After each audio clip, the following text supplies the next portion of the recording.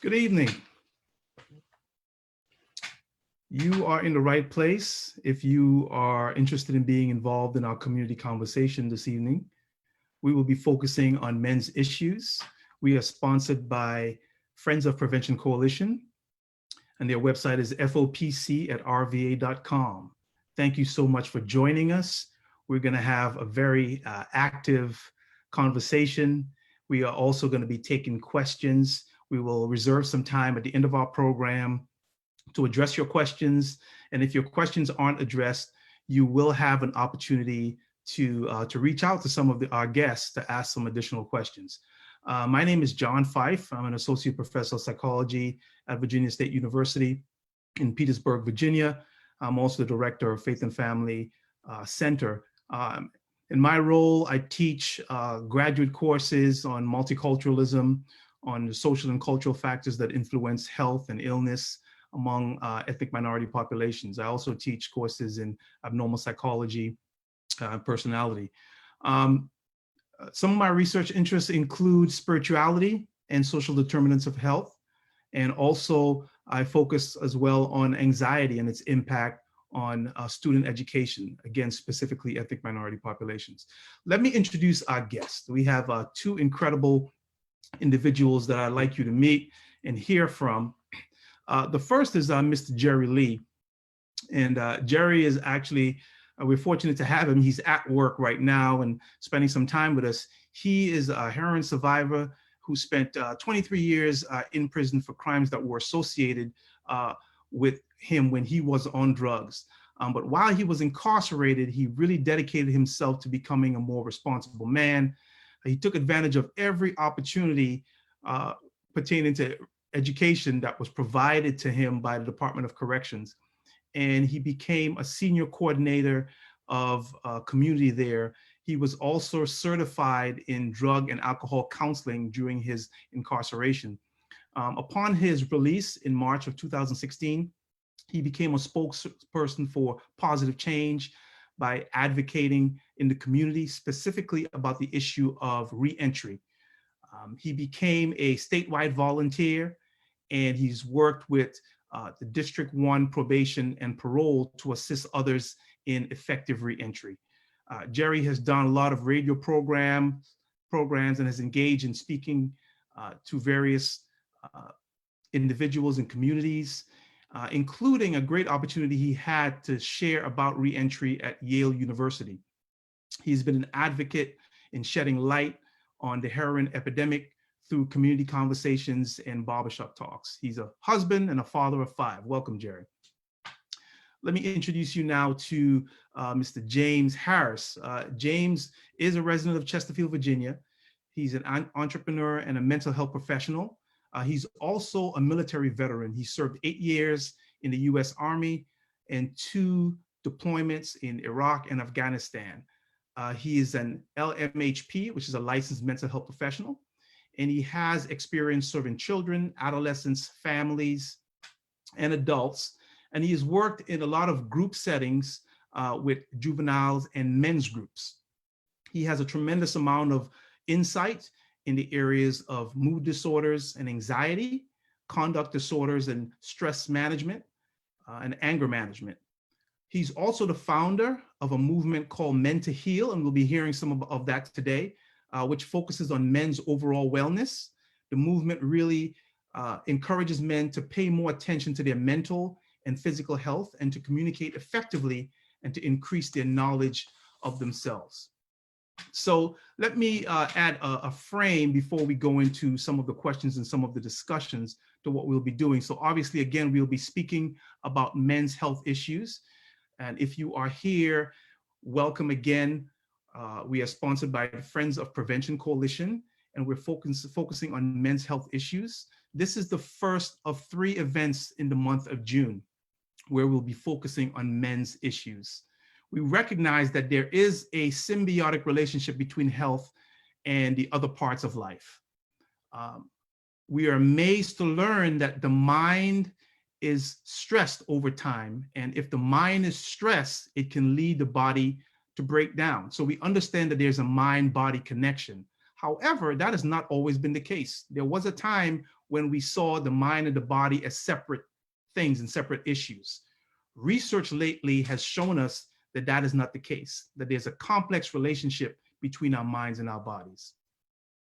With that in mind, when we look at the situation we're in, specifically with COVID-19, and we'll start there, it means that we have to pay attention to the impact that this virus is having in our body, but not just on our body, but our minds. And we have the tendency, because we live in such a medically focused society, to focus on the physical and forget the mental. In addition to COVID-19, COVID-19 has really had the ability, for the lack of a better phrase, to meticulously expose the underlying foundational health inequalities in our country. And with that said, it has also shown in the last few weeks, actually, we've also seen that we have not yet confronted, addressed, or solved the issue that the value of an African-American life is equal to the value of a life of a white person. The Civil Rights Act was signed 56 years ago.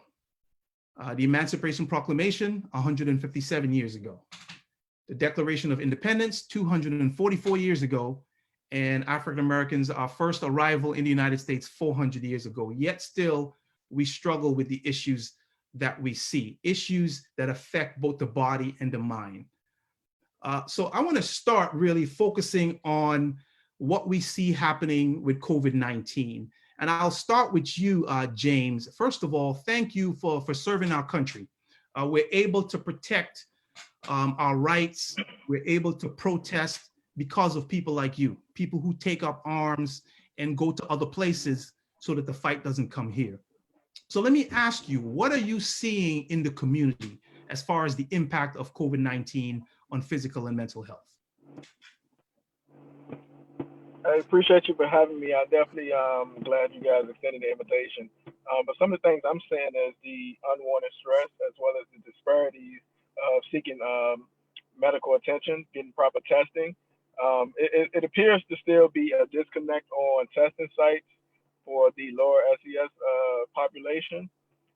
So inevitably, that drives people to go into a panic or fear in case they have the virus. And most of those people are as well, you know, our first responders or our grocery store workers or pretty much the essential personnel that's out there day to day, and also have worry and anxiety based on the fact that they now have to go home to their family members.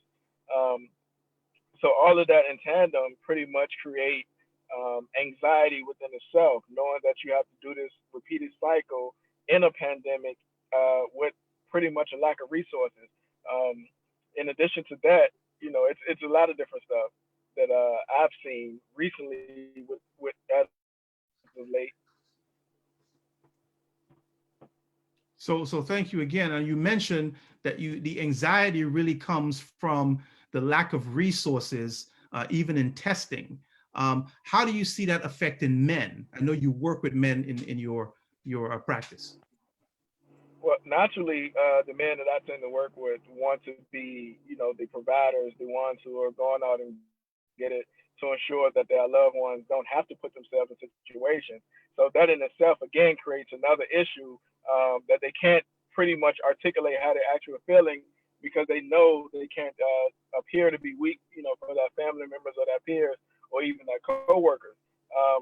So with that additional stress on top of you know, possibly catching a virus, that creates another hole for anxiety or depression as well. And you know, it's hard to display those things while you're trying to be the strong person within your household or within your work group. So overall, you know, they try to wear it the best they can, but after a while it gets to them. So pretty much what I do, man, is try to re-educate them on signs and symptoms and assist them in ways that it wouldn't impact or impair their day-to-day actions. You know, if they're not getting a proper amount of rest, or if they're not eating correctly, or isolating themselves, you know, or turn into, I guess, a poor or negative coping mechanism. You know, we try to prevent things like that so it wouldn't take them further into the anxiety attacks and or the depression. So it sounds like you're encouraging them to make the lifestyle changes that they're still in control of. And also possibly, if they can, seek some type of counseling if it gets to the point where that's necessary. Correct. And even if they don't or can't seek counseling due to that schedule and or um, availability or financial means, they can do things, uh, on their own, such as proper nutrition, exercise, journal exercises, spend time with the support system, which is the family that they're providing for. Pretty much stuff like that to ease their mind and relax them, so they wouldn't be as anxious based on this pandemic. Thank you, James. We're speaking to Mr. James Harris. He is the founder of a movement called Men to Heal. Jerry, tell us a little bit about what you're seeing in the community. I know you've done a lot of speaking engagements. You've talked to kids a lot. You do your barbershop talks. What have you seen since this COVID-19 pandemic has begun? Well, how y'all doing? Thank y'all for having me. Y'all, please forgive me once again. I am at work. I'm on the clock, but I'm gonna extend this courtesy to y'all. No problem, man. So, what I'm basically saying, I'm seeing a lot of what we would.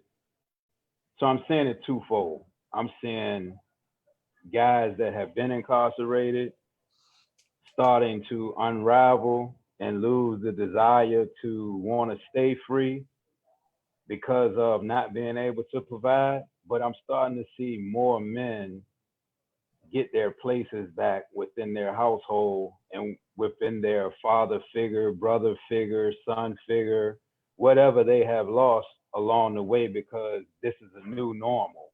This is something that no one knows what tomorrow will bring. But I've noticed a lot of men stepping up and taking control and just, I wouldn't say suppressing mental illness, but finding a way to self-medicate mentally to overcome it. So I'm definitely seeing men getting ready to take unnecessary chances to provide for their family, right?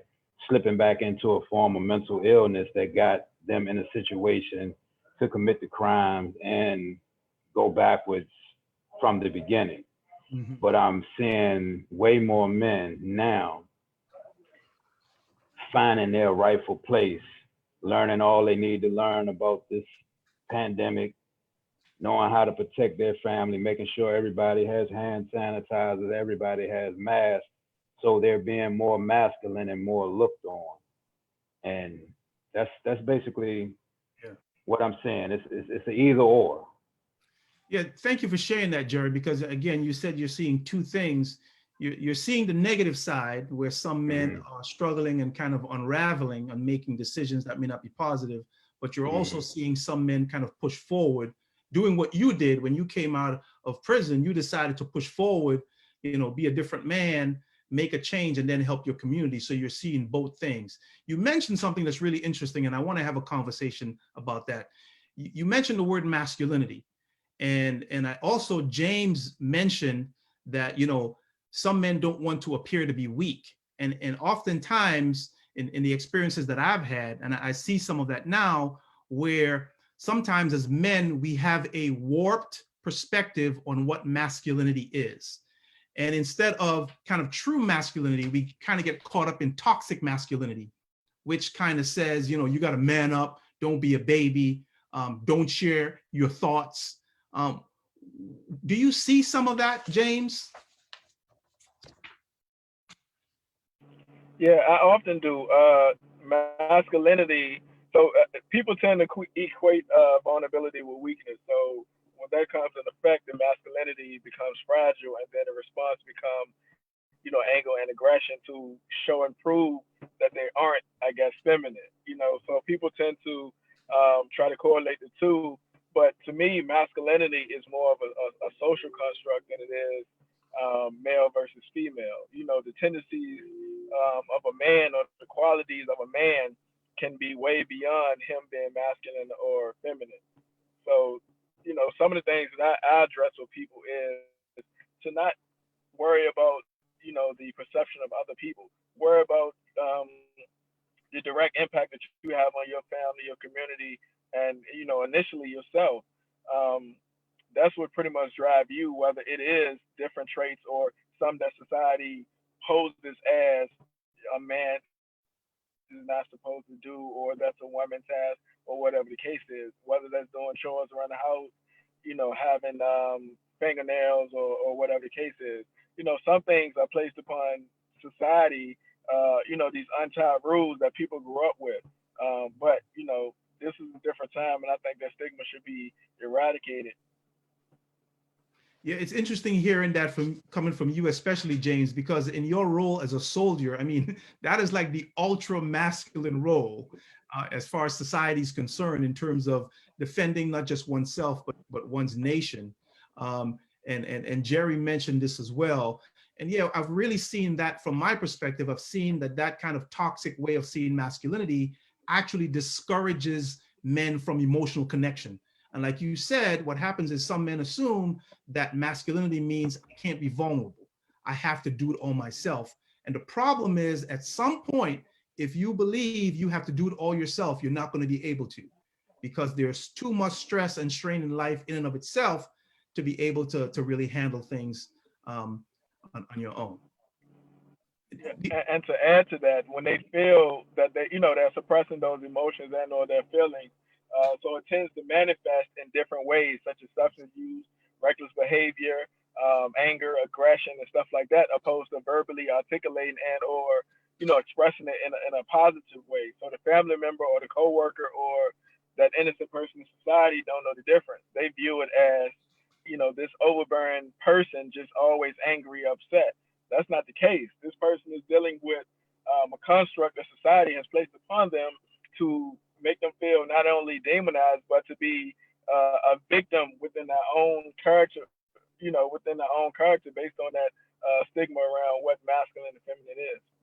Yeah, thank you for sharing that. Now, I want to share with everyone else again that we are being sponsored by Friends of Prevention Coalition. And we are speaking today about mental health issues, in particular depression and anxiety, and how it affects men.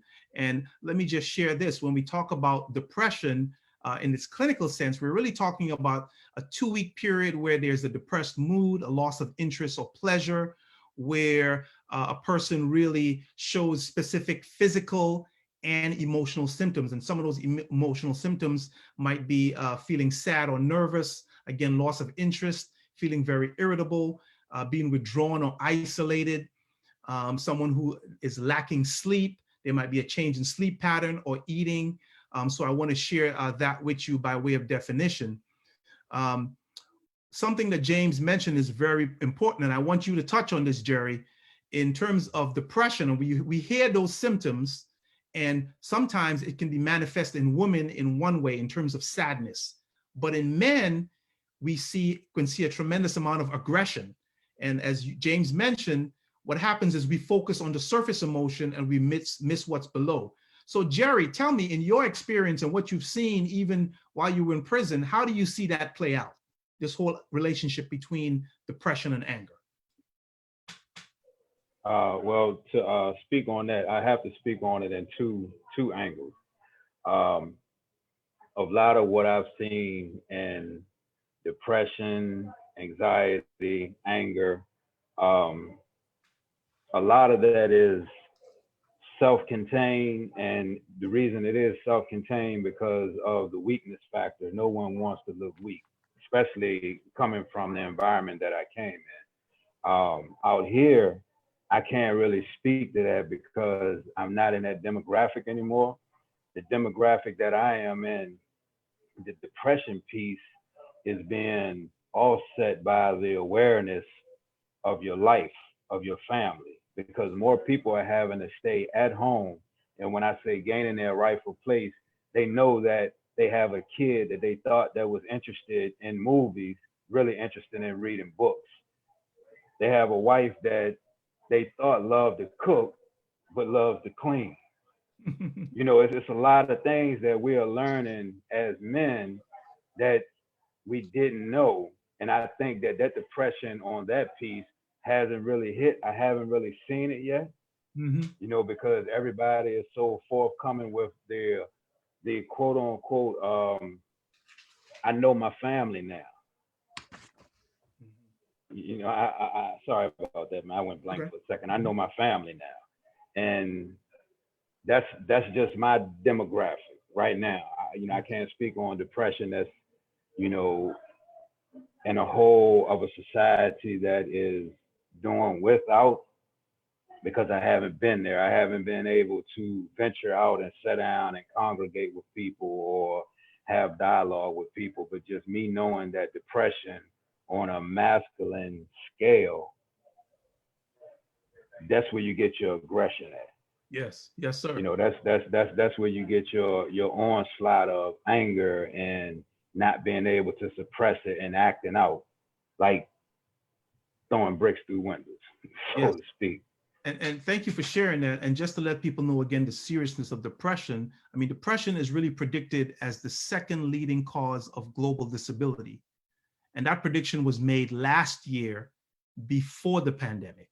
So in terms of our understanding, we can see where we are with this pandemic in 2020, and we can expect to see, unfortunately, a rise in depression. And we're talking about how that can manifest itself in men.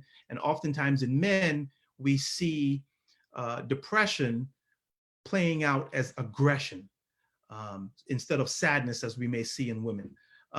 In terms of anxiety, I want to share a little bit about that as well, and then we'll continue to just have our conversation.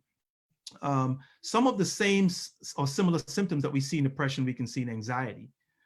Physical symptoms, we can see headaches, we can see trouble sleeping. We also see kind of strained relationships. And those things can also affect us tremendously during this time of a pandemic. In terms of anxiety, James, what are some of the things that you've seen in the men that you've worked with, and how does it manifest in men versus women? So before I answer that, I just think it's important to note that June is Men's Health Month. So, you know, overall health is important. And also, I would like to mention that stress is a normal part of life. You know, it's not until it becomes impairment to your day-to-day functions and or different areas and aspects of your life that it's an issue. So it's okay to have that normal, you know, feeling tired or, you know, not being hungry at a certain time period. But once it starts to linger and build throughout the day or even, you know, a week or beyond a week, that's when it becomes an issue and can become not only affecting you mentally but physically as well. We know some of the physical symptoms that's tied into it is heart disease, cardiovascular disease, hypertension, just different stuff like that can correlate to it just from being so anxious and always nervous. And with that too, you want to you know, think about like nausea and just your nervous system as a whole can be tied into that as well. So some of the things I see, I see a little bit more depression than I do anxiety. And what I tend to do is re-educate the male on what depression is, you know, based on what you read. So what I get a lot is from this, you know, huge man. You know, let's just say he's 6'5", 250 pounds, and I've heard guys say, "Oh no, I ain't depressed. That's a female diagnosis." So then, when I give them the symptomology of what depression is, we can start to figure it out. So when I say, "All right, cool. When was the last time you had something to eat? When was you know, how's your sleep pattern? You know, when was the last time you hung out with your friends or your teammates?" You know, and they start answering those questions. I'm like, "Hey, boss, that's, you know, that's depression. You know, there's nothing wrong with that. Now that we know what it is, we can work on you know, different ways to treat it. We can help you. We can set you up with exercise routine, you know, a schedule, planning activities and stuff like that. You know, identifying the cause or the root of your stress to prevent these things from going any further. You know, because when depression goes beyond a certain period, it becomes, you know, one can become suicidal. So we definitely want to prevent one from getting to that point. Yeah, we know suicide is a major issue in our country. Over 38,000 people commit suicide every year. And I'm glad you made the distinction too between stress and anxiety. Stress is not anxiety or depression. What happens is for some people, being stressed for a long period of time and overloading the body can lead to anxiety and depression. And that's where we get issues with heart disease, stroke, hypertension. And African Americans, we are disproportionately affected by all of those things. Unfortunately, especially when it comes to serious illness, severe symptoms, and death in those areas, we're really affected. So, stress is really a type of psychological pain. And I kind of want to transition now to talk about what's been happening recently in the news. And from your experience or from what you've heard, what do you see happening with stress, how that is related to trauma? Because, trauma results from events or a series of events or circumstances that make us feel like we're at physical or emotional harm. And it lasts for a long time, and sometimes we don't have control of it. What have you seen in the community, or what have you experienced in yourself in this last week with the killing specifically of George Floyd? Well, it's important to note also that unresolved trauma has been plaguing the African American community for a long time. And me specifically being an African American male that I guess has tattoos and has other depictions of the negative connotations associated with African Americans in some settings, it's troubling. But it's also, for me, I tend to be able to deal with it because I got a amazing support system. I'm able to understand what I ingest as far as media. I can decipher all information is not good information, so I try to, limit what I'm intaking. Mm-hmm. But just viewing it and seeing what's going on and how it's playing out, you can see the disparities not only from the immediate leadership, but from the leadership within your community, within your region as well. It's unfortunate that these things are taking place and has to take place in order for some type of notoriety to happen, just based on, it's no way that we can change our epidermis. Like, we're here. There's no way that we can do anything about that. So I think it's troubling because, mothers have young sons. We got brothers, we got fathers, we have, men in our lives whom we cherish. And it's hard to be able to tell them just do the right thing and you will be fine. But we known, the past couple of events, people were doing the right thing. Mr. Cooper was bird watching, doing his job, and the lady called the cops and almost got him arrested. The young lady was in her home sleeping. So, you know what I mean? It don't get no righter than that. Right. Mr. Audrey was running in his neighborhood. It's what is doing the right thing. It's the target has been because of my skin. The target has been because of something embedded within you that doesn't like me. So that's the difficult part. Trying to translate that to the difficult part has been trying to translate that to my peers and of course clients, because they want to do the right thing or they want to be viewed as such. So it's important for me to model a certain behavior and ensure that I watch what I intake, just so I'm not overwhelming myself. Thank you so much, Jerry.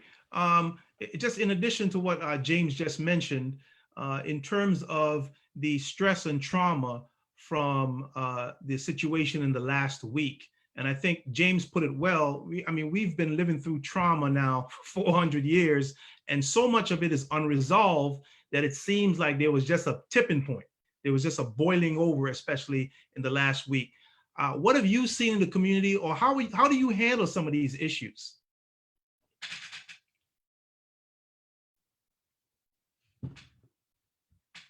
I think we may have lost Jerry. You with us, Jerry? Okay. Well, Jerry will join us when he gets an opportunity. Yeah, we can hear you. Go ahead.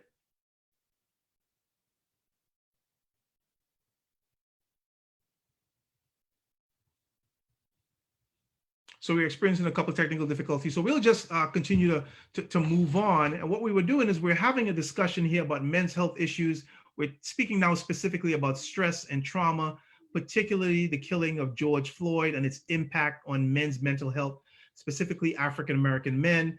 And we are sponsored by the Friends of the RBHA FORP. Our website is forpc.rva.com. And we're talking about trauma. And again, trauma is something that can last for a very long time. African Americans are the oldest non-native racial group in the United States. And that has a lot of meaning, and the only group that was brought here against our will. And that has a tremendous amount of meaning in terms of what we experience. So we've experienced a lot of cultural trauma. We experienced Jim Crow violence from about 1877 to the mid 1960s. And obviously with what we saw last week, we are still in that zone, at least in the view of our nation. We are still less than, unfortunately. And that has an impact on men, whether it is a microaggression or whether it's something more implicit. It has an impact on mental health. And we're talking with James Harris. He runs an organization called Men to Heal. And we're talking about some of the things that African-American men can do to alleviate some of the stress that we face. I think we lost Brother Jerry, but we'll move on. One of the things that I want to talk about a little bit is what is called vicarious trauma. And so, and vicarious trauma, we can talk about that in terms of just evidence, and sometimes even the graphic videos of a killing can produce vicarious trauma. So we know if we go back to 9/11, many people kept seeing those videos of those airplanes going into the buildings. And we know that about 40% of people in the American society were traumatized because of that. And it can oftentimes be the same and worse for people who kind of watch these videos continuously. One of the things you mentioned, James, is that you're very careful about how much time you give yourself. And I remember when COVID-19 started, I was giving myself 5 minutes to watch the news 3 times a day. And I would watch for 5 minutes. And then it got more and more difficult to just give myself 5 minutes because I kind of wanted to see, what was going on. But also I saw a shift and a change in myself as I was watching more and more of the news. And definitely anger and frustration can increase by watching more and more of the news. Some of your thoughts on that? Yeah, like I said earlier, all information is not good information. So that's the difficult part, trying to decipher what's good information, what should I be listening to, what should I be, reading besides articles, not only with the untimely killings in the other African American communities, but with COVID as well. Because initially it was so many rumors coming out that African Americans can't get affected, but now we know that African Americans are, leading the cause in affections and those high hit areas with less testing. So we have to decipher which we're getting our information from, which source is correct. But as far as trauma is concerned, that vicarious trauma or secondary trauma, depending on the source that you're reviewing it, you don't have to be the direct person involved in the trauma. It can be something that you witness and observe, and of course, trauma in itself can affect your nervous system. It can affect how you process information. It can linger with you for a long time and then come back out of nowhere. So it's important that you have a proper cycle to where you debrief certain information that you do see and or hear. So that's important. You definitely got to ensure that you're taking time away, just as much time as you're giving to that source of information you're receiving. You're taking that much time away from it, and try to fill yourself up with something positive and or be around your support system or something like that. Yeah, absolutely. I think support systems are critical. Again, we're talking about men's health issues. Specifically, we're talking about stress and trauma. We're talking about the killing of George Floyd last week and its impact on mental health. We're sponsored by Friends of Prevention Coalition. And please, you can visit our website at fopc.rva.com. I'm speaking with James Harris. He runs a movement called Men to Heal. and we're talking about social support right now and what men can do to actually connect. One of the things I discovered, and maybe Jerry, if he's back in, can talk to us about this week. I have had some of the longest conversations that I've had with some of my male friends. I had 3 conversations of more than an hour and a half this week. And normally, you're texting, you're tweeting or whatever. But that's something that I know in my experience just really helped me to kind of connect and just to be able to talk about things. And just this morning, I got a call from a friend of mine who had a negative experience with a police officer last Monday, in the middle of all this going on, and just needed to talk to someone. So I think being able to communicate one's feelings, we can never really overstate how important that is. Jerry, are you with us? Seems like he's not. Yeah, so he might be still gone, so I'll just hop in there. Yes. But I definitely think it's important to validate people's feelings, whether they're within your immediate circle or not. People in this time, especially like you said, the men within your circle, definitely have to be validated as well as feel wanted and feel appreciated, just based on the fact that most of society don't view them as such. So it's important for me and my close circle. We uplift each other. We let each other know we love them every time we hang up. Regardless of where we are and what the conversation entails, we definitely say, "Hey, love you, bro. Just keep it moving." And I'm sure to many other people that is viewed negatively, but to us, we've been doing it for the last 15, 20 years, and it's no way it's going to stop just based on something that's ingrained in us. My background specifically, I wasn't told often, I love you, not from a female authority, parent, or guardian, let alone a male. So it's definitely important now that my close friends do that, and I definitely appreciate them for that. Yeah, absolutely. Similar to you, with my friends now, I mean, my male friends, and I've done it more in my life in the last 5 to 10 years, just to let them know how much I love them than before. Learning again more and more that masculinity is not equated to aggression, that vulnerability is a critical part of masculinity, because vulnerability is really about flexibility. It's about being emotionally flexible. We're not just physically flexible. We're not just athletes. We're not just entertainers, but we have something to say. We have a mind to use and an impact to make. Yeah, so that's really important in terms of talking about the vicarious trauma and what it Yeah, can do. it's definitely it's also definitely important that we break those cycles to which we've experienced, growing up ourselves. We have to model certain things for the ones behind us to ensure that they keep carrying the torch. So if that is breaking down those social constructs or those barriers of communication, um, then we have to do that. I'm willing to be on the front line to do that, so I can ensure that the 5 and 6 year olds, they understand what a healthy male looks like, a whole male, a healed male. So it's important for me to model and display a certain behavior, and that a part of that the behavior is expressing vulnerability, having effective communication with certain issues, being able to articulate my feelings and emotions, and not second guessing it, just ensuring that I'm authentic within myself, so the people around me can get that authentic version of me. Yes, yes, you can be the best version of yourself, especially when you can articulate your feelings, and it comes with practice. It's yeah, and I'm still working on it. I have a PhD in psychology. It's still a work in process. But relationships is what helps, and being in that context is really what helps us to be able to do that. I'm glad you mentioned the idea of modeling, and I want to get into that because we see right now that, man, cities are burning. Precincts are going down. I mean, there's a lot of there's some rioting. There's a lot of anger.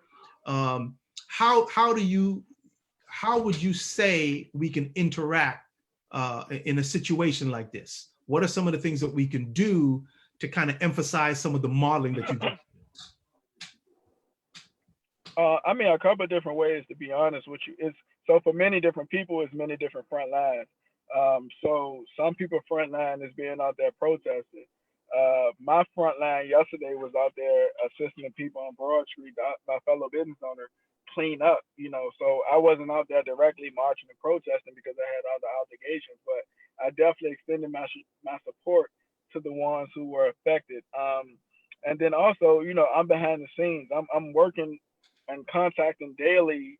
Well, yesterday and Friday, different city officials, how we can bring more resources, how we can change the systematic racism and oppression within our city. I got a spot on Arthur Boulevard called the Healing Hub. So I'm looking to host a meeting with different city officials, but of course the pandemic, it's no telling how that'll look. So right now, my plan is to at least get them on a Zoom similar to what we're doing and exchange a dialogue to see which ways that we can assist the people in need, which ways that we can answer their immediate questions.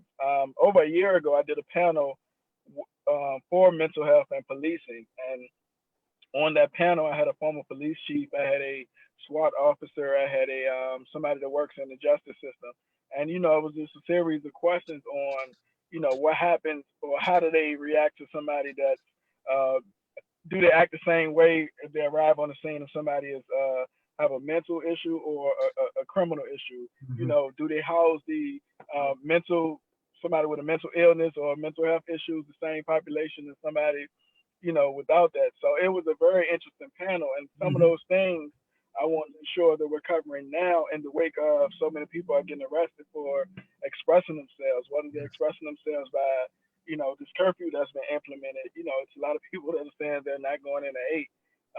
So now that's going to be an issue within itself. Some people now are going to be arrested and or detained, which is going to cause them stress. Like, oh man, am I going to be able to keep my job? Am I going to get out in time to pick my kids up and stuff like that? So it's additional burden placed upon people, but it's something we got to work on. I'm gonna continue to fight with them and support them, and let them know it's other alternatives. However, do the means in which you are willing to do and comfortable with, I guess. Yeah, and it's going to take a lot of conversations about that. I know at the Faith and Family Center, we had a panel of police officers, and this was some time ago, but just talking again about issues of policing in the community. And no doubt this situation doesn't really help a whole lot, but I think we need to do more of that. We need to be able to, again, distinguish the difference between, police officers who are out here, who are working really hard, working in the community, getting to know the people, versus individuals like we saw on that video. We're talking about men's health. We're sponsored by Friends of Prevention Coalition, and we're here talking to Mr. James Harris. He is the owner and founder of Men to Heal, which is a movement and an organization that focuses on helping men to understand that their physical and mental needs are important, that their mental needs are as important as any part of them. So some people say, they look at kids that are rioting or individuals that are rioting and things that are burning. And the thing is, hey man, why would you burn something down that's in your own community? And I have my own take on that, but I want to hear you share a little bit on rioting and what your take is on that. No specific judgment, and just based on the information that I viewed from 3 different mayors in the media saying everybody that was arrested, well, the majority of the people that were arrested were from different neighborhoods. And one of those mayors happened to be right here in our town in Virginia, 757 area. And of course, one of them was in Minnesota, and I think Georgia maybe. Over 100 people in each of those places. The majority of them were from somewhere else, coming specifically to riot, not protest. So I think it's important that we understand the difference. Some people are there to march and display, a show of force on the actions and the feelings that they're going through. And some people are there to cause destruction. Those people that are there to cause destruction, I'm in no position to tell them how to grieve or how to, I guess, display their sense of what is right and what is wrong. But I do think it's unfortunate if it's going to cause more harm than good. Yeah, I'm always taken away by taken aback by Dr. King. Dr. King said, a riot is the language of the unheard. And one of the things I think that's really important is to not focus on the surface emotion, the anger. I don't condone rioting. I don't condone burning things. But if we focus on the anger, which is a surface emotion, we never get to the underlying emotions, the things below it, the despair, the disappointment. I know for me, as an immigrant from Trinidad and Tobago, I mean, growing up in Trinidad, people told you, hey, the United States is the greatest country in the world. This is a place where people are equal, and you have this narrative and this picture of this country, and a great country it is, no doubt, despite all the issues we have. But then you come and you see the true narrative.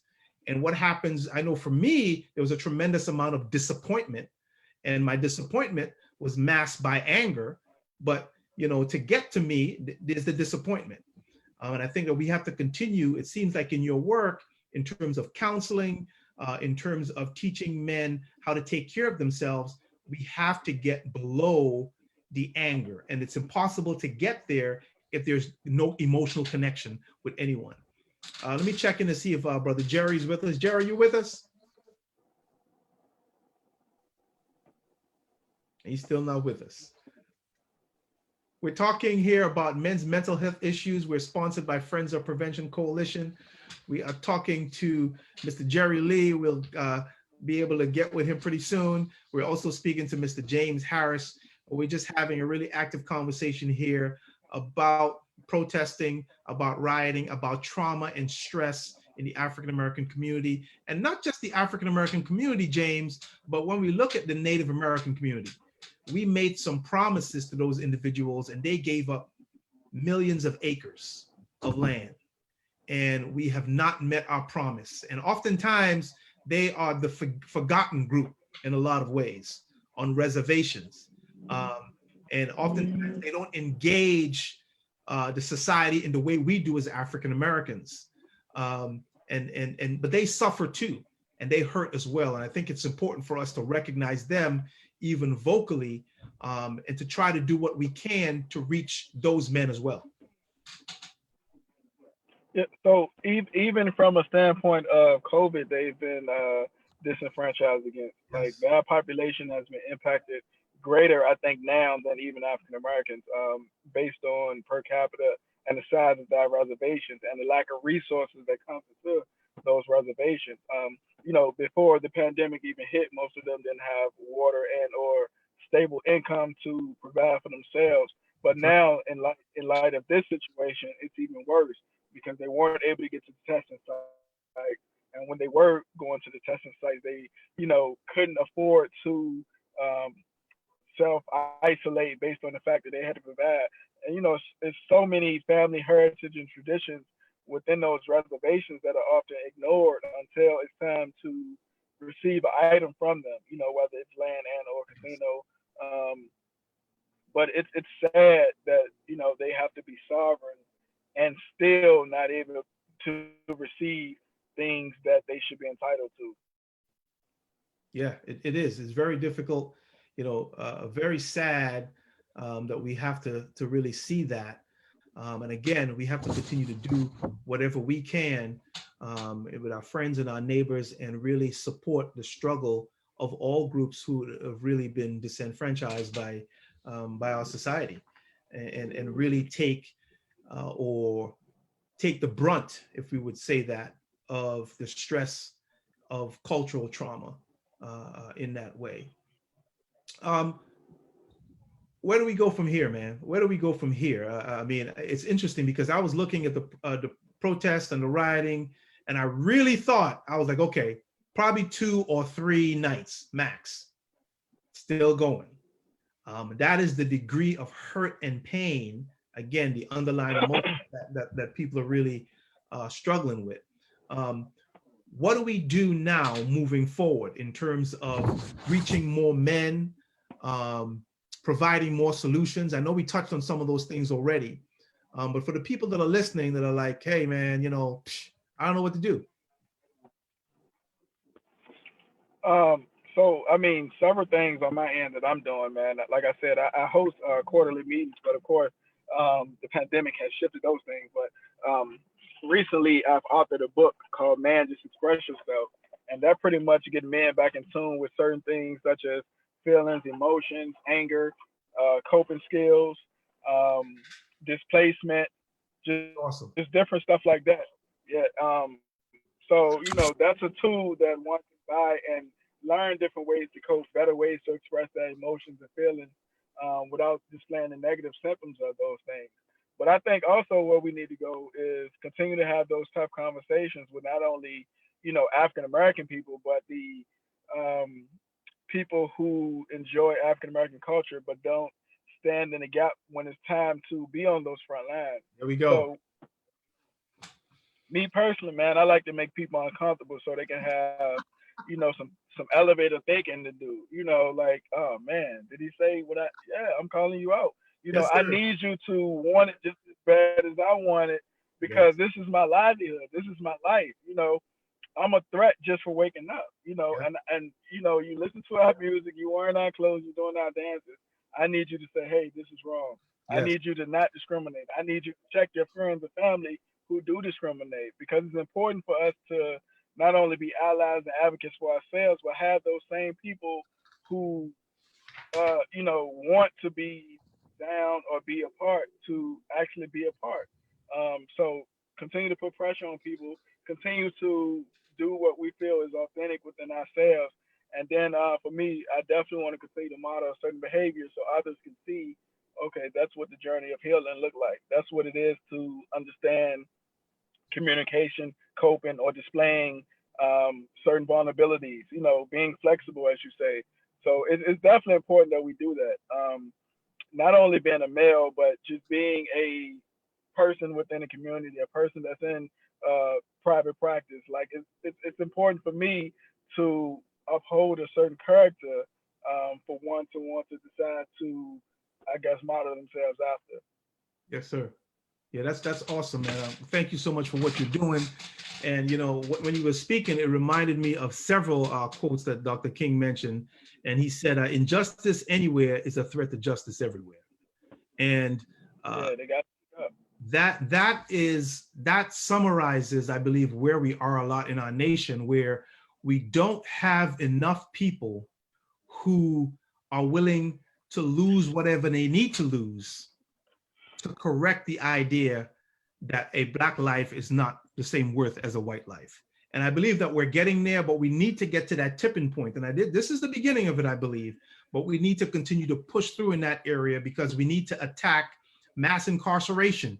We need to attack inequalities in education, housing. All of these issues are big issues, but if we have more people that are committed to believing in true equality, we can tackle them. And one of the things that I am really disappointed about, and you just mentioned it, is the silence. And there's another quote that Dr. King said.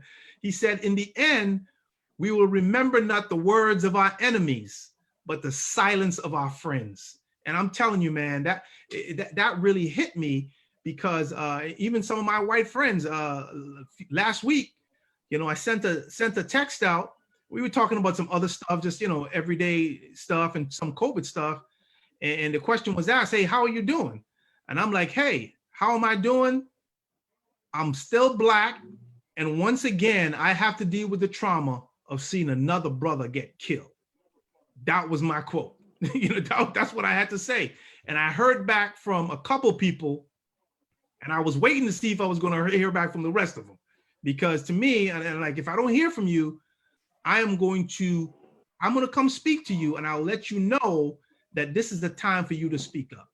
Because, Dr. King himself said, "Hey, there comes a time when silence is betrayal." The silence can be betrayal. Sometimes it's golden, but right now, silence is just plain yellow. Everybody needs to speak up. The church community needs to speak up, not just African Americans, but in particular for me, I've been speaking again to a lot of folk who've been white. And I'm like, I need to hear more from white preachers. We need to hear more sermons focused on not just social justice, because sometimes when we say that, that has its own connotation. but just the idea of true humanity, and that we are, yes, we are this, we're not the same, we're different people, but we should be treated the same way. And sometimes, for some reason, we talk a lot about scripture and all of that stuff, and we don't focus on that enough. So that's one of the things that I'm looking to really see. I'm looking to see this whole idea of silence kind of broken, like a jar is broken, and then people kind of really pour out their talents and their gifts and their abilities to make a difference. I'm certainly looking forward to that. Yeah, we definitely need more accountability from the people who consider themselves allies. I mean, even if we look at Mr. Floyd's situation, there was no accountability there. The people that were there assisting the one officer, and then it recently came out that the officer had 18 other allegations of excessive force. So Right. listen, one is enough, but how'd you get to 18 without somebody saying, "Hey, bro, we got to pull you off the field," or "This might not be the career for you"? And it's just difficult to see that they had to get to a death for somebody to realize, like, "Oh man, this was a situation." So systematically, it's a bigger issue. Whether it's a lack of training, whether it's a lack of resources. I don't know if they were short staffed and they had to have people, that many officers out at one time, or the lack thereof. So, it's a whole system that needs to be scrubbed, as well as retrained, and have more cultural competence. Because it's not enough to be from the culture and be in that position. I'm sure it's difficult to speak out against the ones whom you have training with and who you work with every day. But at some point, you have to put that humanity first. You have to put that basic moral character and decency first to say, "Hey, this is wrong. I don't want to be a part of this." Yeah. But it's unfortunate that it didn't happen. And I think for me, that was one of the most jarring things about the video. And I think I looked at it twice. And one of the things I noticed is that, of course, there were 4 officers, 3 of them were on him, but the officer who was standing up was truly doing nothing. And actually, if you look very carefully, he was looking back and forth. And I'm saying to myself, are you trying not to see what's happening? And I think he might have been Asian American. And I think back to the issue of accountability and silence. For me, it was a picture of what we've seen in this country, where people see injustice, they know injustice, but for whatever reason, I think yeah, they turn away. I think some people don't want to interfere with their white privilege in particular. And there are issues of maleness sometimes that with the Me Too movement, we don't want to give up our male privilege. So we see things that are wrong, and instead of saying, "Hey, listen, you really shouldn't speak to that individual, to that woman that way," we say nothing. And I think we're coming to a place where hopefully we'll have no more silence. So Yeah, exactly, man. I mean, I know we're about to close, but I definitely want to say, like, I want to speak up on issues that are, again, making people uncomfortable. So if it is a male that's speaking to a woman in the incorrect way, I'm wanting to speak up. If it is a racial issue, I'm wanting to speak up. If it is a superior authority figure in the office setting that's taking advantage of an employee, I'm wanting to speak up. So I think it's important for me to be able to do that. And just based on my character, I don't like to see bullies or people get taken advantage of. Yes. So I'm going to continue to speak up and speak out for the people who haven't found their voices yet. But I'm sure in time, as things go on and these unfortunate events continue to happen, that voice will become loud. Yeah, absolutely. You're absolutely right. We just want to thank you all for joining us, and thank you to our sponsors, the Friends of Prevention Coalition and RBHA, the Richmond Behavioral Health Authorities. What they do is they promote wellness in the city. They create safe and sustainable and healthy and drug-free communities. And again, the website is fopc.rva.com. You can find them on Facebook /FORPC.rva.com. I want to say thank you so much to Mr. James Harris, the founder and owner of Men to Heal. He's doing a tremendous job, really trying to get men to understand that masculinity and vulnerability are synonymous, that they are not two different things, that we need more accountability in terms of our mental health. He's doing a great job. I want to thank my brother Jerry Lee. Jerry's a community activist. Jerry spent 23 years in prison, came out and turned his life around. He's having some technical difficulties, but I want to thank him so much. Thank you for joining us. If you have questions, you can please contact us.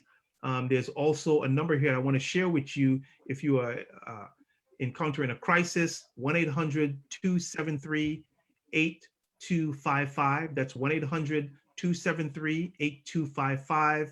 And again, we are sponsored by Friends of Prevention Coalition at fopc.rva.com. Thank you for joining us. We're going to have another one of these sessions on Monday, June the 15th. We're going to be focusing on fathering during a crisis.